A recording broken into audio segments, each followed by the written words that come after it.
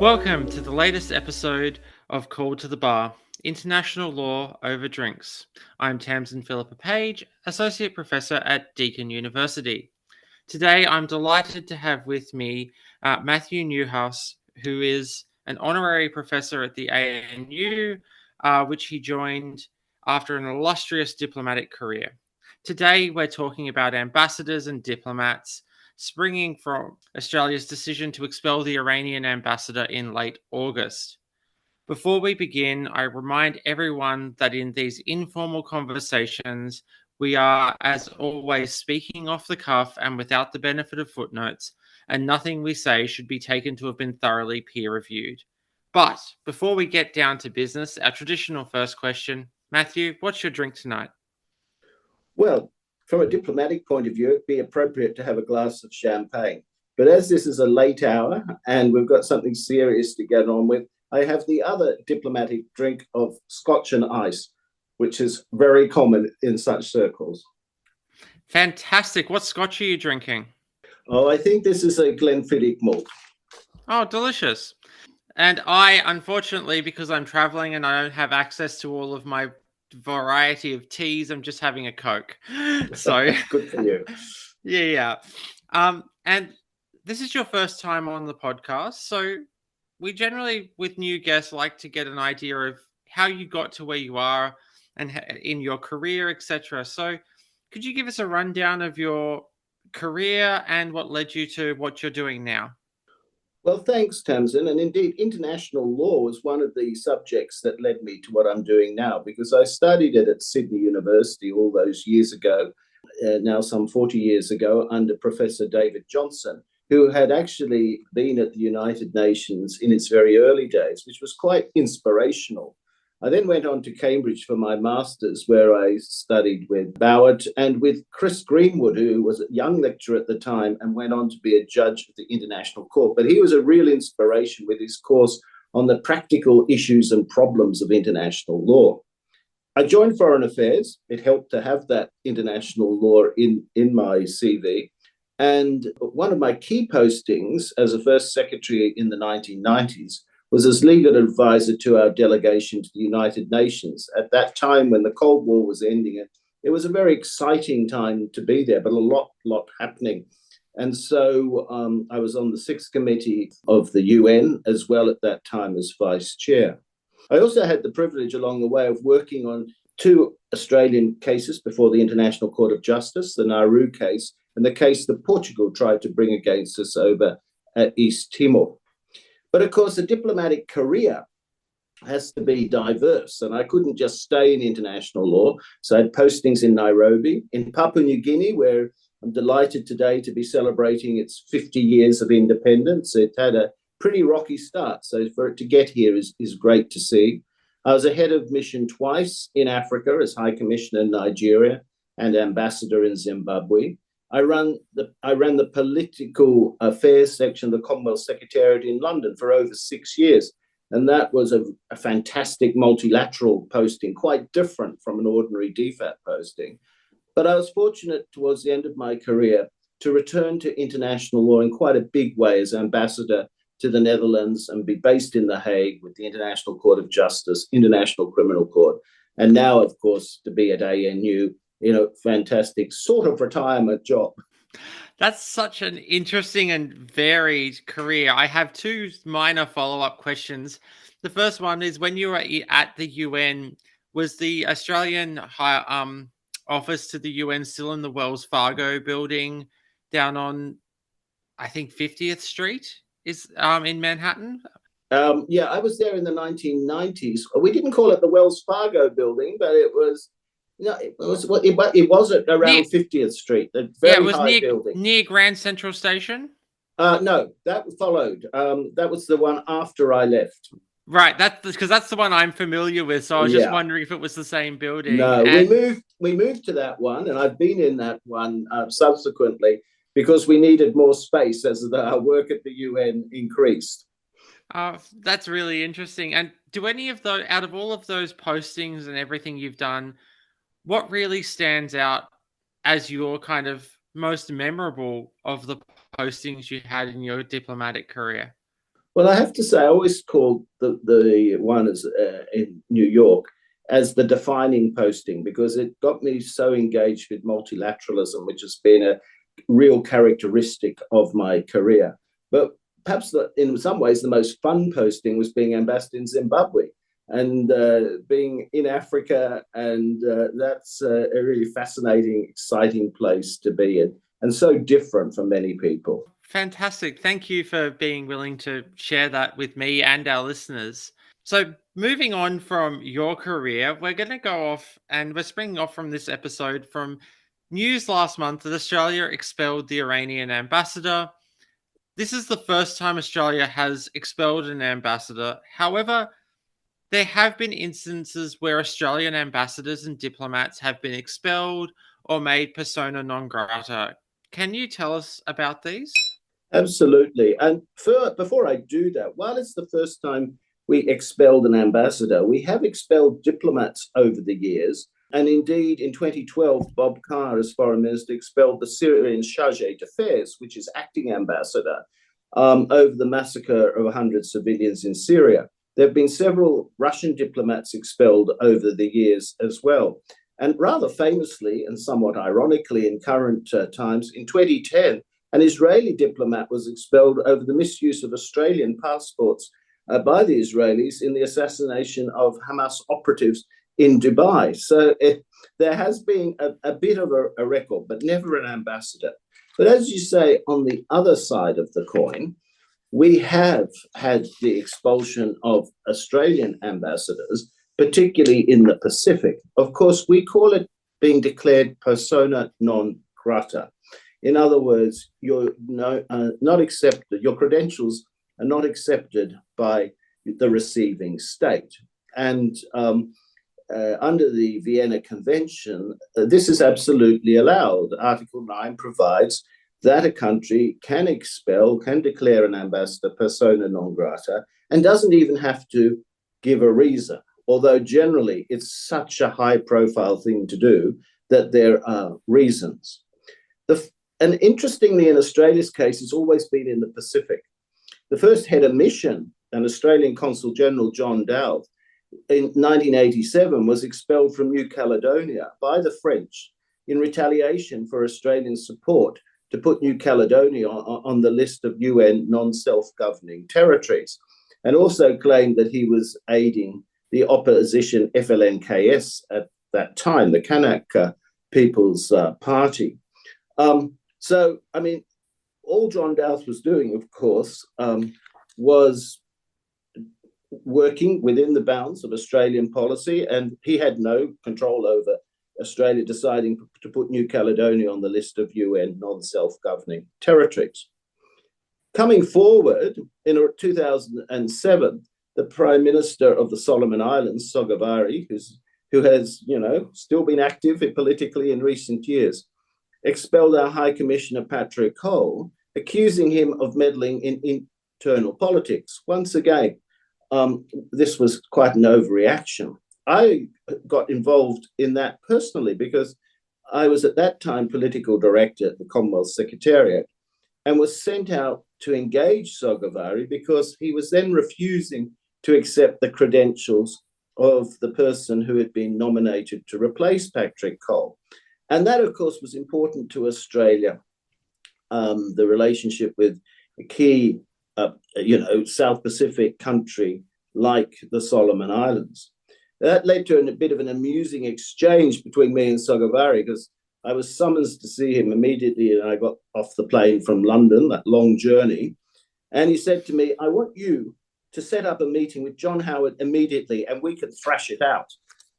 That made me feel rather nervous. And I said, well, Your Excellency, I think it's better that you receive the new High Commissioner, accept his credentials. He can talk to your officials. Perhaps then he can organize a meeting of the two foreign ministers. And then you prime ministers could meet with everything properly arranged. And he said, oh, well, that doesn't seem like a bad idea. And I'm pleased to say the next High Commissioner's credentials were accepted. Finally, in November 2009, James Batley our High Commissioner in Fiji was expelled by the Bainimarama government, declared persona non grata. Of course, Bainimarama's government, which had come to power by a military coup, was at that point suspended from both the Commonwealth and indeed the Pacific Islands Forum. And so there were really heightened tensions.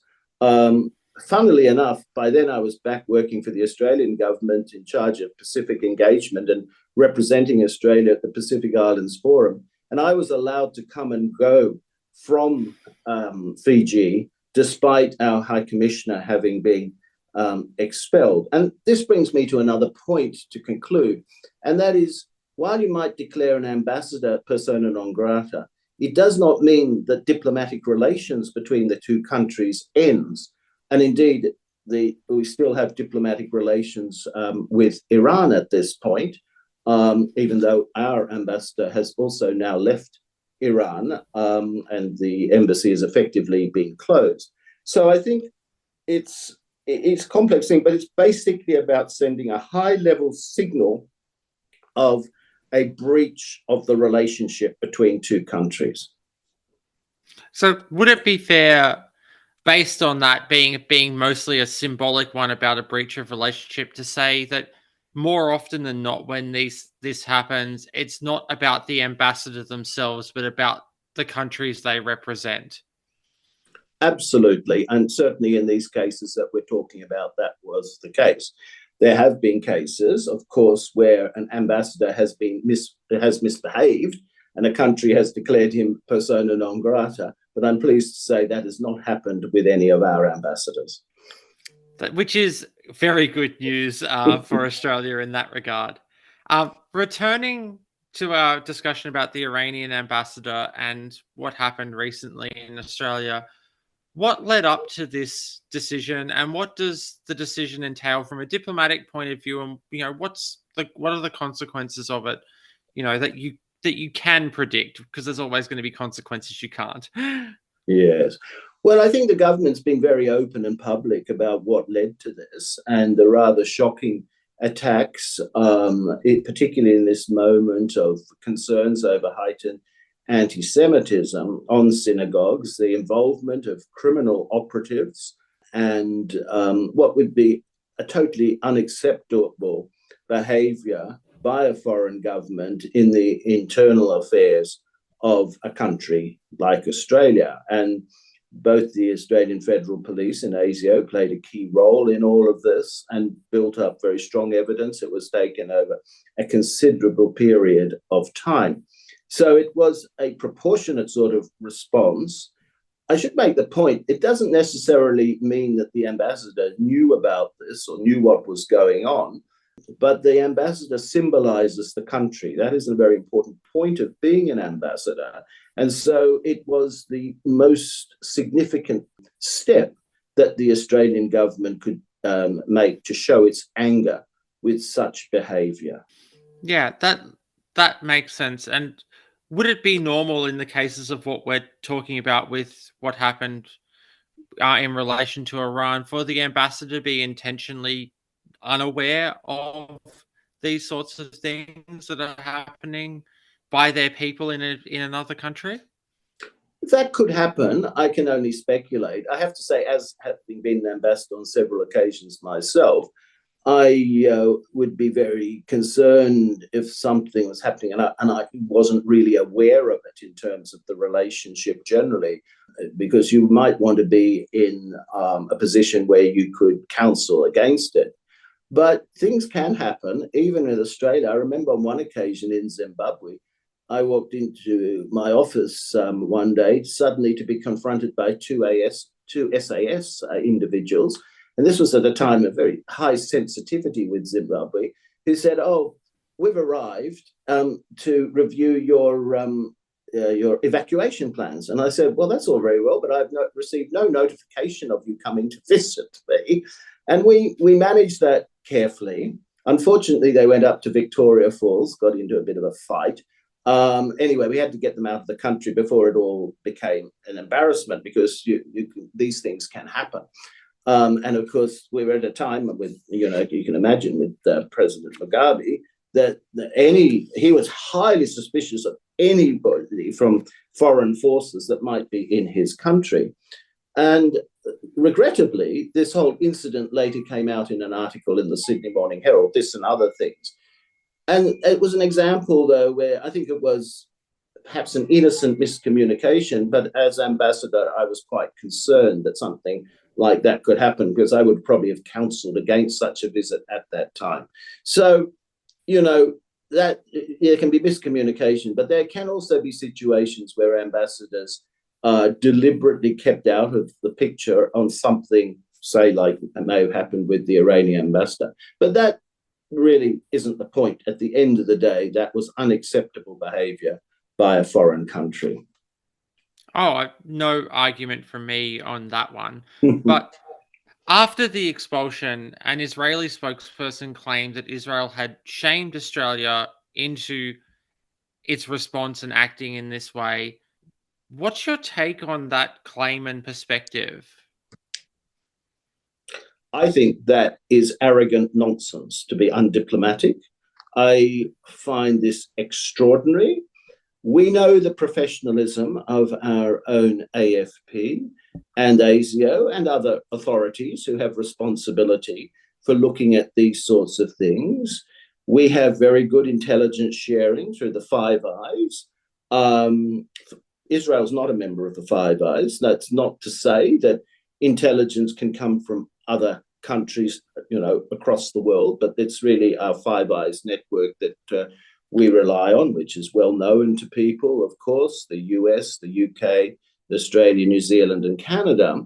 And our AFP also have very wide coverage. I had quite a big AFP team in The Hague when I was there, for example, working closely with Europol, and they would have picked up on a lot of the criminal gangs that were involved in this process. And I do find Israel's claim rather extraordinary, and I'm not quite sure why they would say it. But to use the word shamed, that is outrageous. I mean, if they had come out and wanted to say publicly, we assisted Australia, well, I can't comment on that, of course. But I think given the current situation in Israel and what it's doing, that is an extraordinary word to use. Yeah, look, I had some thoughts on it, and I found it rather distasteful, particularly, as you said, given the current situation of Israel's own conduct within their own region, to suggest that. So I would agree with your undiplomatic take of rank arrogance.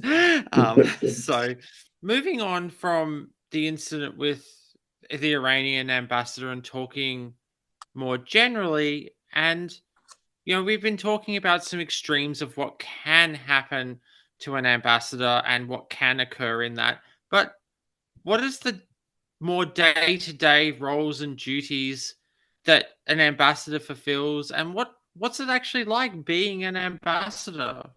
Well, I think the first thing to always bear in mind is you're representing your nation and your whole nation.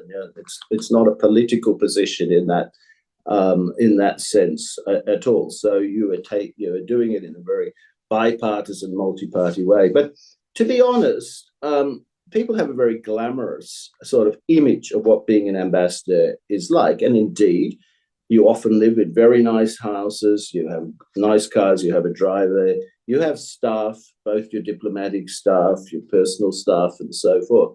But a lot of the work... I do remember that when I visited our UN ambassador when I was based at Colombia, that her office was 3 times the size of my whole apartment. So yes, no, you're well looked after. But I used to always make the point, especially in The Hague, where we had a particularly nice residence and office, that what you are doing is portraying your country and the position of your country, and you want people to think well of your country as well. So you're putting your best foot forward. But the actual work is often, in some ways, pretty mundane, ordinary, but important. For example, consular issues come first and foremost. And for years, ministers have quite rightly made it clear to ambassadors that your first job is to look after Australians abroad, and particularly those who get in trouble in some way, who need help, who ended up in jail or in medical situation where they need to be evacuated. And that takes up a lot of time and can be very difficult, as I found in some of my African postings in particular. It was a dream to come to The Hague and be able to work with the police force there on some of these issues who were really trying to help you rather than to cause problems. So that comes number one. Then, of course, there's the bilateral relationship with the country you're in. And at the core of that often is economic relations. Now, with developed countries, that will be very much about trade and investment and so forth. With developing countries, that may be about development assistance and how you invest for their progress, but also how you might enhance their trade and indeed might help build up their institutions, particularly their democratic institutions in line with Australian values. Then you always have to be very conscious of the Australian community and supporting them. It's partly consular, but it's also partly just the role of having regular events and this, receptions, dinners, and so forth, where they engage with you. They can be a great help to you, actually, and have made many great friends overseas, as well with the Australian community. But you are there to, support them and represent their interests as well. And if that is indeed what it is all about, it's representation. And the highest of that is when you do get a prime ministerial visit or a foreign minister or other ministerial visits where you can really engage at a high level, or equally, and I had the privilege of doing this, bringing someone like Prime Minister Rutte, now then Prime Minister of the Netherlands, to Australia. Of course, he's now NATO Secretary General. And that's a real privilege to build those relationships between government, cooperation, and get to know those sorts of individuals. So that's an important part of the job of an ambassador as well. Fantastic. Yeah, it does sound very both interesting and varied, but also quite important for keeping the international system functioning. Yeah. Yeah. So we have a number of listeners of the podcast who are already in a diplomatic career or who are considering trying to pursue a diplomatic career. What would your top 5 or more, if you have them, tips for someone considering embarking on a career in diplomacy? Well, first of all, I would say know your subject. I mean, it's important to bring something, even as a junior diplomat, to the role, whether it can be as an international lawyer, an economist, an expert on development assistance, and so forth. You need to be well trained. You need to get a very good degree. In fact, nowadays, I say you probably need to get a master's degree at least to get into foreign affairs, because you will need those skills when you're in the department and when you're representing your country, either multilaterally in places like the UN or bilaterally, as we've been discussing. Which brings me to a second point I always say: be active in your community. You need to develop those skills for interaction, for leadership, for communication there as well. And we often look at that when we are recruiting people.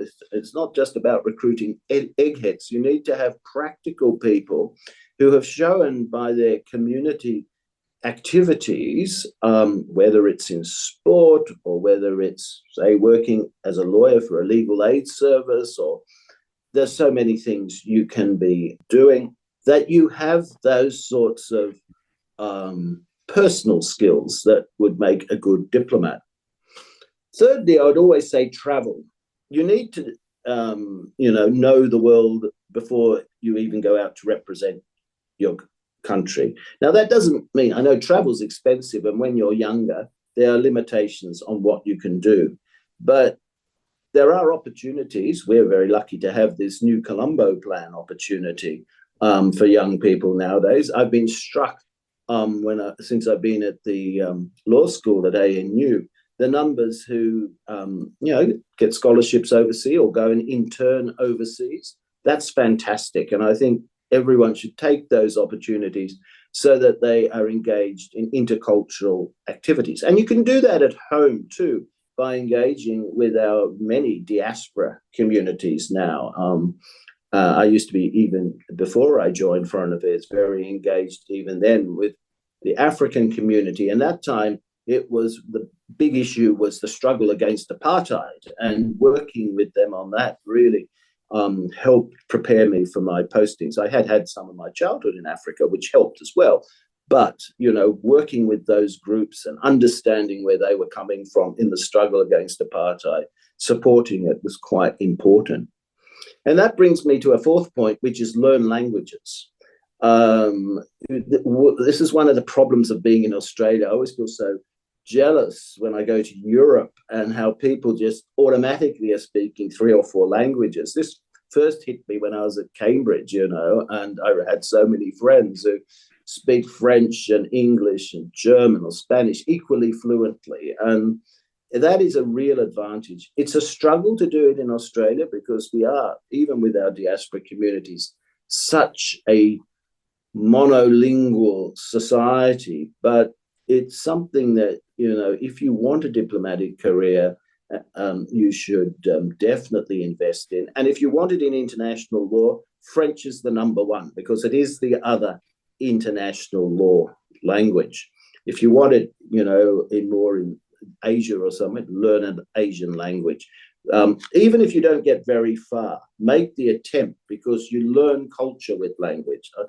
When I was at university, I learned some Arabic in evening classes, and it was so useful. Not that I ended up being an Arab speaker, but later on, when I was heading the Middle East and Africa division on various postings, it was useful to have had that training because it helped me understand the Arab world, and that's so important internationally.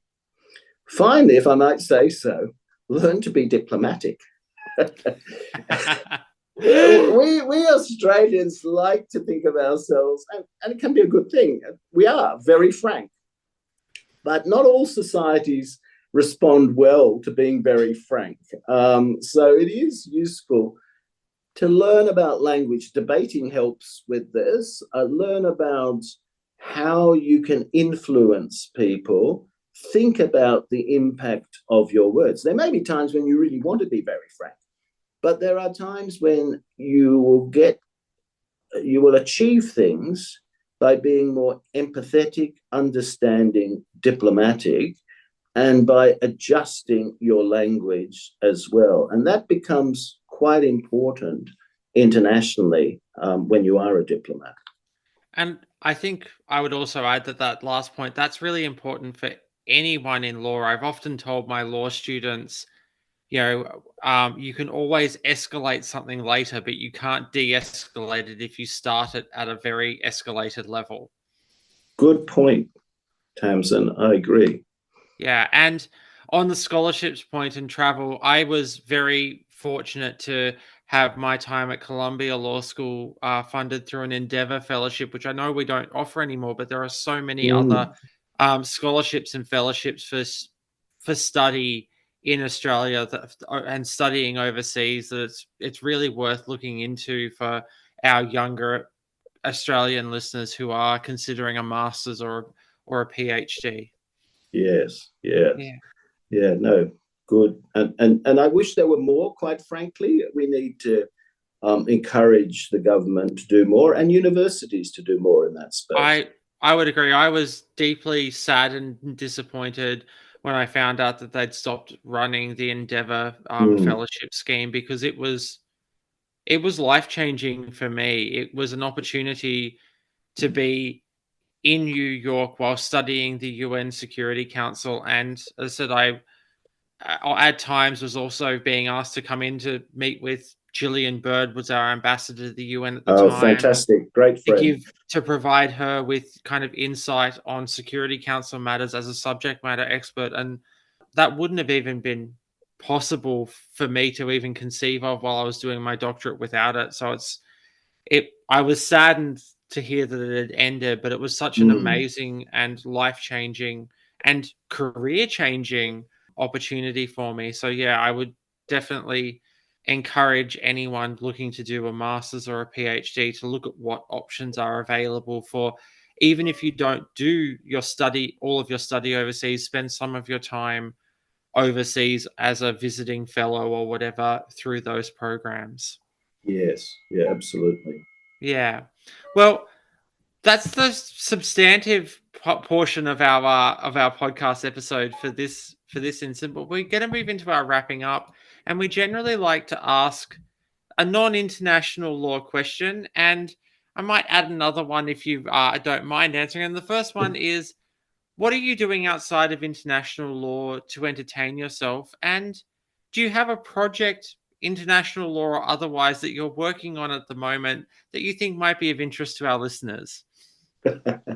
Well, of course, one has to get away from international law. I still love traveling. I think I was just back in Europe, and this will bring me to the project, which took me back to Europe in July. But I was doing a few other things and some traveling, and I have a great love for history. And while I was in England, I was visiting, some stately homes and in the history that they have, and having a wonderful time with friends up in what's called the Peak District of Derbyshire, and it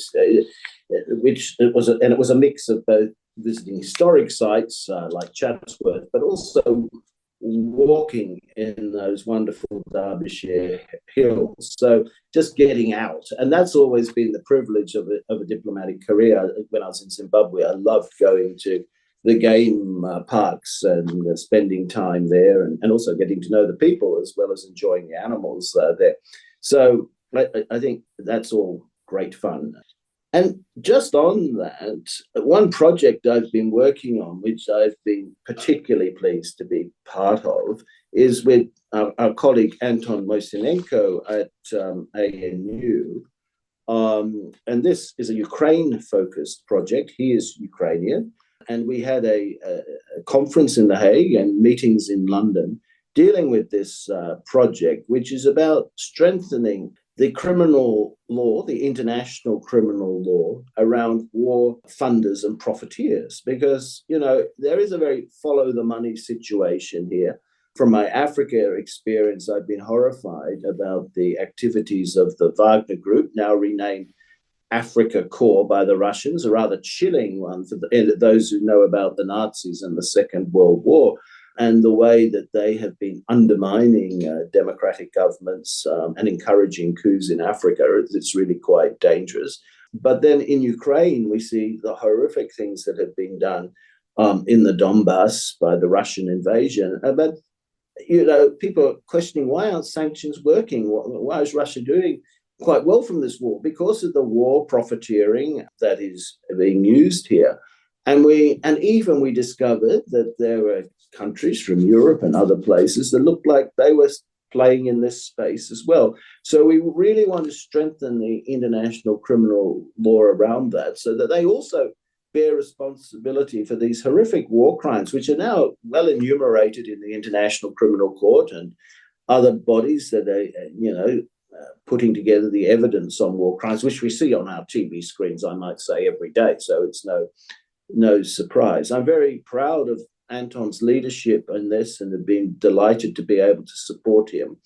And we're looking at, we've produced a report. We have obviously through these conferences got more support, and we want to take it even further forward to strengthen the international criminal law. And I think it's very exciting that here at ANU, we can be doing something that has a global impact potentially. That sounds like a really fantastic project, and I would love, at another point, to just sit down with a coffee and talk to you about that project, and maybe get Anton on as well. You could both you could talk to us on the podcast about that project, because that sounds really fascinating. Yeah, I think that'd be great to have Anton on, and it's well developed now, so I think we could be at that point. Fantastic. Well, do have a chat with Anton and reach out and let us know if you'd like to, because I think that'd be a fantastic episode for me as a host, but also for our listeners to hear about. Thank you so much for taking the time this evening to talk about all matters to do with ambassadors. I've really enjoyed the conversation. I hope it's been, an enjoyable one for you as well. It's been fantastic, and I'm delighted to join this podcast, which is, I know, now heard around the world. Even Hilary Charlesworth was telling me in The Hague the other day how much she enjoys it too. I know, and every time I hear that Hillary enjoys the podcast, I wonder if I should be swearing less. But then I figure that if she's still listening to it now, she'll be okay with the fact that I was brought on board to bring the swearing and the snark. Well, you've been very good tonight, I must say. Well, there hasn't been too much to get me angry about, which is when I really start swearing. So, but Good. thank you very much, and for our listeners, we hope you'll tune in next time. Goodbye.